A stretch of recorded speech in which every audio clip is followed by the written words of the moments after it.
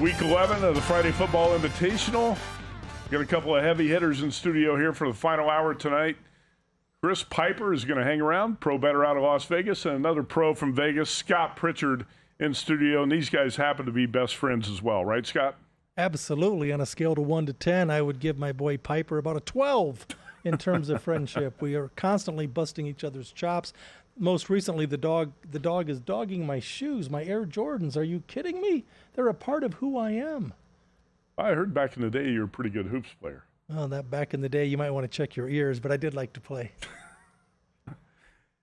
Scott Pritchard was at the Jim Feist Football Handicapping Show at Dom DeMarco's on Wednesday. And as you can tell, Scott likes to tell jokes. You nonstop cracking jokes on Wednesday. Really entertain the crowd. Nice job out there. Well, I appreciate that. Always fun. You know, I mean, again, it used to be just to entertain the crowd if you want to get a laugh, because I know if people are laughing, they're listening. It used to be I would just put up my pics on the screen and people would automatically laugh. But who's laughing now? Chris Piper, how can you take this guy? He's your best friend, huh? Hey, we like to stir the pot. We've got... Let's take a look at Chris Piper's plays. By the way, he's in 12th place right now. Former top 5 finisher in this contest. Also, former Circa Survivor co-champ from 2021.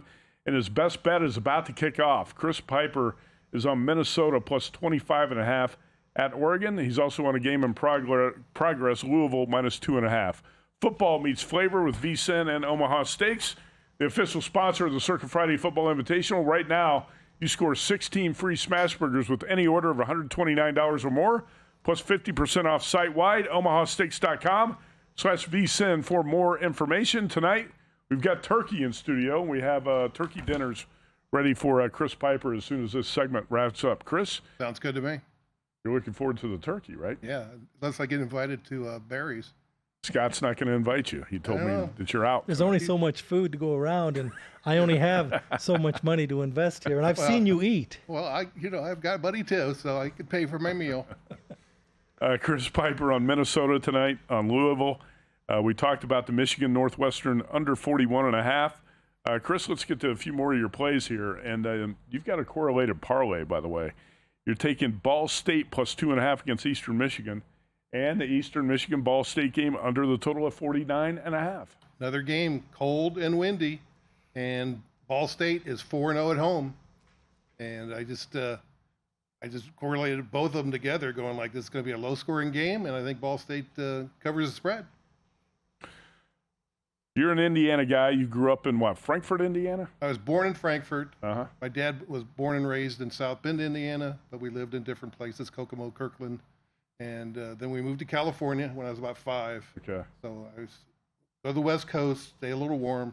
I like back in Indiana where it's cold and having to snow, get that snow shovel all the time. And I didn't want that. Thank goodness he came west. You still love the state of Indiana, like Wes Reynolds? Maybe not as much as Wes Reynolds, but no, I always followed the Indiana basketball with Bobby Knight. I always followed the football team was never really that good. But all sports, normally I followed with Indiana. You a Notre Dame football guy or no? I follow I follow Notre Dame football. It's like it goes like USC, Indiana, Notre Dame. Those are my 3 teams that I just follow. I like the best. All right. So the last time we had you in studio, I like to give you a hard time about this. You're an Indiana Hoosiers fan, and you said Oregon's going to blow out Indiana. It's going to be a blowout. True. Hoosiers went to Eugene and won the game by 10. You turned on your favorite team. They turned you into a loser. And you said after that you're a believer in this Indiana team. You're a believer in Kurt Cignetti and the Hoosiers. Do you think they have a real shot to win the national championship? Yes, I do. Yeah. I think they do. I think that they have a good defense. I think their offense is Surratt was out last week, but they still won the game on a situation where that was a great play. I had the under in that game. I happen to have that one of my plays in Circa Survivor, Circa Friday Invitational, and I lost by half a point. I'm back playing under again with Indiana this week because they're playing Wisconsin, who can't do anything. They scored 13 last week, but I feel that Indiana's going to either shut them out or they'll score like 3, maybe a field goal. But Indiana under this week is another one of my plays. Indiana about a 30-point favorite here. 29 is the current number at Circa, the total of 43. So you're playing this under 43, thinking it's probably going to be something like, 34-3 Hoosiers? Something like that, 35-3, whatever. Yeah. Just as long as it goes under. Not one of those miracle wins that, I was rooting for Indiana last week, but I was going like, come on, guys, don't score a touchdown here. Especially under 2 minutes in the game, and they go marching down the field, and they throw the ball up. And I can't believe the defensive back just didn't pick up the guy and throw him out of bounds. That's another thing that cracks me up. These guys let them touch, toe tap or whatever. It's like, come on, pick the guy up. If he doesn't have his feet in bounds, he's not going to, it's not going to be a winning score there. So it's like, but another thing that drives me crazy. Crazy finish in Happy Valley last week. Indiana pulls it out 27-24, barely goes over the total. This week you're playing the Hoosiers under. All right, you got one more total on your card here. Again, we mentioned you got 4 college football totals. We'll call you the Undertaker this week. All unders. Arizona, Cincinnati, under 56.5. Another bad weather game, another cold and windy game. So I just look at, that's what I looked at this today. Just going, let's look at the bad weather and let's see if I can get 4 games that are going to go under. And most of these games are early, so I'm going to wind up seeing exactly what my record is before probably 12:30 or 1 o'clock this week, because I'm going to the UNLV Utah State game or whatever. My granddaughter is participating in cheerleading there, so she'll be a halftime event watching her. Okay. Yeah, you're going to that game at Allegiant Stadium. Correct. All right. Should be a high-scoring game out there, but you did not play the over. Scott Pritchard, pro bettor out of Vegas here. Scott, you agree with your buddy Chris Piper on at least one play here, and let's start with that one. You are both on Eastern Michigan Ball State under 49.5. Well, if you look at this game, I'm impressed with the running game for Eastern Mich. I like McMillan, over 100 yards rushing. A week ago, the fact that that tends to lend itself to eating the clock and shortening the game. And I do like under 49.5 points. And if you look at what these two teams average, you're looking at 24 points per game for Eastern Mich, and for Ball State, they average 16. So we're talking about 40 points. So I've got a 9.5 point buffer. And just based on matchups and how these two teams, it is senior day for Ball State. I don't know how much that means other than a lot of partying, a lot of distractions, and under, to me, is the play. All right, Scott Pritchard, Eastern Michigan Ball State under 49.5, just like Chris Piper, both on that play. Actually, let's talk about one more of your college totals here. NC State, Miami under 56. Why do you like this game under, Scott, in Miami? Well, if you look at NC State, they're coming off a bye. And again, a solid running game here for the Wolfpack of NC State. But Miami of Florida, they've been very, very consistent. Most recently, their past 4 or 5 games, they've gotten off to a very, very, very slow start. And another reason I like the under in this contest, Matt, is because running back Fletcher out due to injury. So again, I tend to lean on the under in this game. All right, Scott Pritchard, you are 37-31-2, 5-5 on the best bets, 40.5 points, tie for 5th place with Kenny White right now as we head into Week 11. Also, in other contests around Vegas, you're still alive for some big money Circa Survivor, the Westgate Survivor. Scott, where do you stand in some of the other major contests? Well, the good news is with Circa Millions last week, I went 5-0. In the RJ, the College Football Challenge, they have 10 of us going head-to-head week to week. The last 2 weeks I've been fortunate to go 5-0 versus the number, so 10-0 the last 2 weeks there. The Westgate Survivor Contest, we started with 111. It's a $5,000 entry fee. First year they've had it, we're down to 8. 6 of the 8 last night, like me, on the Pats. So I'm looking for a little 2-contestant carnage this weekend, and I feel good. I was nervous going into this past week 10, and I pinpointed that way back when in August, and it didn't disappoint because it was a very challenging week, but I did get through with Dub Bears and Caleb Williams. And remind me not to make fun of a grown man who paints his fingernails. I will not make fun of him again until the next time, because he flat out was a stud. He was a man amongst boys, down 10 points, less than 4 minutes to go. So just survive. My friend, Chris Piper, he told me years ago when he won the Circa Survivor, I said, dude, what was the key to winning? And because he's a very humble person, he simply said, and I'm paraphrasing, that he simply went with the best team he felt had the best chance to advance week to week. And he also said you have to be lucky. But I said, dude, luck, once, twice, maybe 3 times a lady, but 20 consecutive weeks. So he speaks, I listen. So yeah, I'm excited about that. And then Circa Millions, but what I can do, Matt Humans can do better because I've got 1 entry alive. The good news is 17,800 entries have been eliminated. We have 1,000 entries left. I've got 1 entry, but again, you've got 3 times that much. Yeah, I'm not here to talk about myself. We're here to talk about you. And you're 10-0 the last 2 weeks. You just dropped that in. Nice job. 10-0 the last 2 weeks, huh? Just don't ask me to do that again. Hey, we got a photo here. This is from Scott Pritchard's high school prom. And I believe this is from your high school yearbook. There's Scott and his wife. She's in studio tonight. This is from your high school prom, right? This is about 2 weeks ago. You two were so young there, really? Well, yeah, it's true. She's young. She keeps me young. I don't drink, but the more she drinks, the more fun I have. But I have to say that, yeah, she's supermodel beautiful. She is not my wife. I did buy a real nice diamond, and I explained to her, listen, this is a promise ring. I promise never to marry. But I'm loyal, I'm faithful, I'm committed. Yeah, don't do that to her. That'd be punishment. When is the wedding? When is the wedding?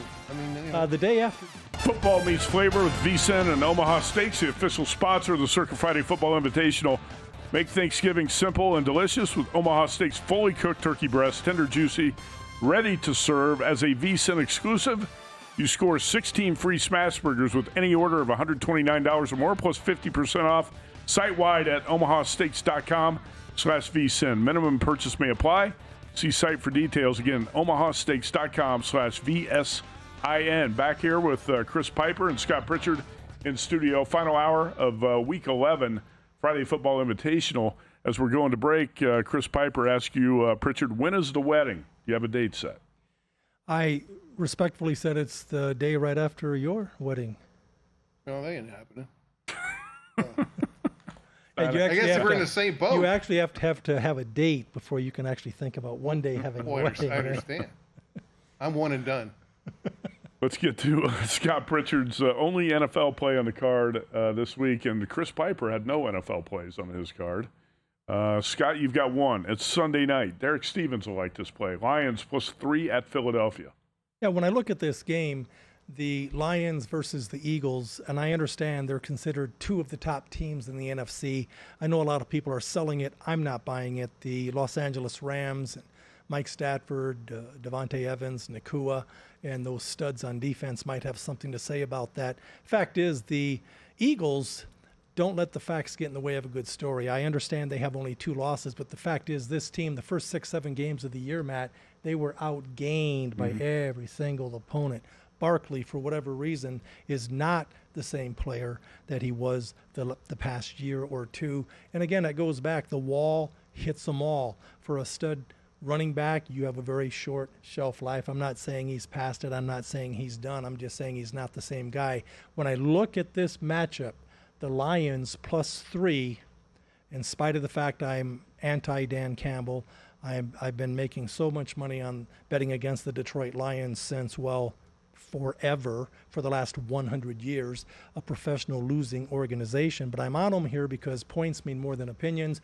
And I look at the specific matchup, Matt, one of the strengths for the Lions, first of all, they tend to be world beaters at home. I don't trust them on the road, but give me 3. I don't think the Eagles are capable of winning by 4 or more. It's a football game. It's a 3-hour contract. Anything can happen. But when you look at the strength of the Lions, it's running the football. They're 6th out of 32 teams in rushing the ball. Conversely, the Eagles have been better in containing or negating or stopping the run, but the fact is they're 21st in the league in stopping the run. I like the Lions +3. I just won't make a habit of them. I don't want any part of the Lions in the playoffs. Scott Pritchard, you like to go to Raiders games, and Monday night it's going to be Cowboys and Raiders in Vegas. If that number were at 3.5, would you have played the Raiders in this contest or not? The number is 3 here at Circa. Yeah, if I can steal, extort, find, grind, an extra hook.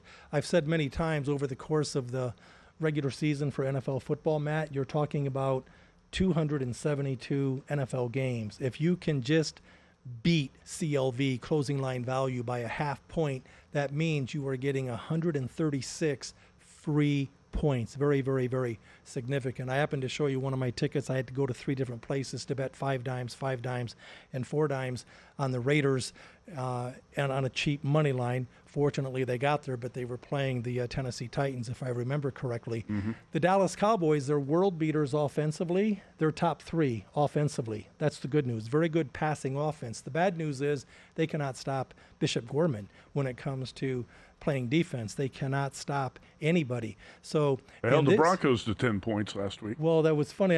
You want to talk about the Broncos? You talk about an overhyped, overrated team. Don't get me started. The Denver Broncos, yeah. They've lost 2 games, but the fact is they beat the hapless, hopeless, coachless Giants by 1 point. Compliments of a miracle win, 33 points in the fourth quarter at home, high altitude, thin air. They beat the Jets, neutral field by a whopping 2 points.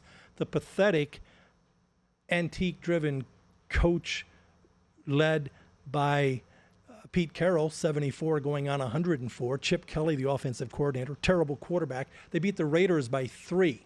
3 points, and they beat the Houston Texans by 3. So this is a team that they're this year's version of last year's Washington Commanders. So I'm not sold on the Broncos, and you'll see why when the Kansas City Chiefs stick it to them this coming weekend. But you did not play Chiefs -4.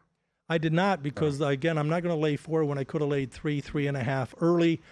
If I were to play anything at this late date, my friend, I would play the cheapest money line that I can find. To answer your question, I will be on the Raiders if I can find 3, 3.5, even 3 plus 3.5, even if I have to shade that a little bit with some extra juice. But I have to tell you, Chip Kelly, $6 million a year as the offensive coordinator. He runs vanilla play after vanilla play. You've got Genty, who is not a power back. Why are you running him between the tackles? Get him outside, throw a little 5-yard swing pass. He's very elusive and slippery if you get him out in the open field. Or just pitch it to the outside, but running up the gut time and time and time again, I can call that play. It's not going to work for me either. 12 times against the Broncos, the Raiders ran the ball up the middle on first down. 12 times. I'm not surprised. $6 million worth. Crazy. Awful offensive coordinator Chip Kelly. By the way, if you want 3.5 with the Raiders, it's out there at DraftKings, FanDuel, Caesars, and BetMGM right now. And a couple other spots, mostly at 3 and 3 here at Circa. Monday Night Football, Cowboys, Raiders. Will you be out there, Scott? Yeah, I enjoy going to the games. The thing I don't like is, they gouge you so badly when the Steelers come to town, because there's nothing else to do in Pittsburgh except follow football. And I'm not convinced that the Steelers are a pro team this year. But when they come to town, they gouge you on the tickets. Same way with the Dallas Cowboys, America's team. How arrogant of an organization do you have to be self-proclaimed America's team? Well, I've got news for you. They're not my team. But what I don't like is I love going to a game where they're playing the Chargers. They're not a big draw. I can sit at the 50, section 312, section 338, 50-yard line, third level up. For football, you want to be up and over. A lady friend of mine was bragging on social media that she has great seats. Oh, okay. Great seats. She's sitting in the end zone. It's like, hello, have you ever been to a game before? You want to be between the 30s up high for football. For baseball, behind home plate or down the third base line or down the first base line. How about soccer? Where do you sit? I usually sit at home in my closet. I refuse to watch. Okay, your best bet, TCU +4 at BYU. Why the Horned Frogs is your best bet, Scott? Well, this team, it's pretty simple. It's very predictable. If you look at what TCU has done this season, history has a way of repeating itself. In their 6 wins, they protected the ball. The bad news is not 1, not 2, but 3 turnovers per game in all 3 losses. So if they just get out of their own way, if they don't self-sabotage, if they don't turn the ball over, I think they have a great shot to win this game straight up. BYU, a bit overhyped, a bit overrated, coming off a loss last week. Texas Tech stuck it to them. Now, the good news for BYU, if they should happen to win out, which I don't think is going to happen, it means they would also have to win the conference championship. They could slide into the playoffs. But again, I do respect them at home. They do play well at home, but as long as TCU does not turn the ball over, I expect that they'll cover. And I think 4 points is too many. Scott Pritchard's best bet, Horned Frogs +4 in Provo. Scott, we had Carl Sack on the show last hour. He's a professional bettor out of Colorado. And the only college play he had on his card was Delaware, -10 at Sam Houston State. That's also a play for you, the Blue Hens over the Bearcats. What the Sam Houston is going on? I'm telling you, on paper, this is a big, big, big mismatch. I'm talking about Delaware offensively, 43rd in the nation. They average about 30 points a game, but I really want to tackle Sam Houston State here because statistically, people lie. Numbers don't. This team, defensively, they're weak. Their offense is 125th in the FBS, and their defense is worse. Their defense is 136th. So if you look at what these two teams average, you're talking about 29, close to 30 points per game for Delaware. And for Sam Houston State, they average around 17 points. So again, I always think twice before laying points. Think 3 times about laying points on the road. And I think even more about laying double-digit points on the road. But in this case, that should be the first half line. All right, Scott Pritchard, 2 more plays here. Scott, about a minute to go. You're on South Alabama -4 at Louisiana Monroe. And how about Georgia Tech, Boston College over 60? South Alabama -4. I like this because you have 3 very good linebackers. For the year, they have 163 tackles, 12 of those behind the line of scrimmage. And then when you look at Louisiana Monroe, you're talking about a team you never bet on a streak to end. They've lost 5 straight games after starting out 3-1. So I like 4. I think that is cheap. As far as, did you ask me about Georgia Tech BC over 60? Yeah, real quick. Again, never bet on a streak to end. 9 straight losses for Boston College and 84 points scored in the last game for Georgia Tech. 84. I only have to get to 60 for a push. This game flies over. You can follow him at Pritchard Wins. 3rd place finisher in this contest 2 years ago. Elite 8 a year ago. Scott Pritchard. Best bet TCU +4. You can follow him on TikTok, Instagram, and Twitter. Back to wrap up the show here on the Sports Betting Network.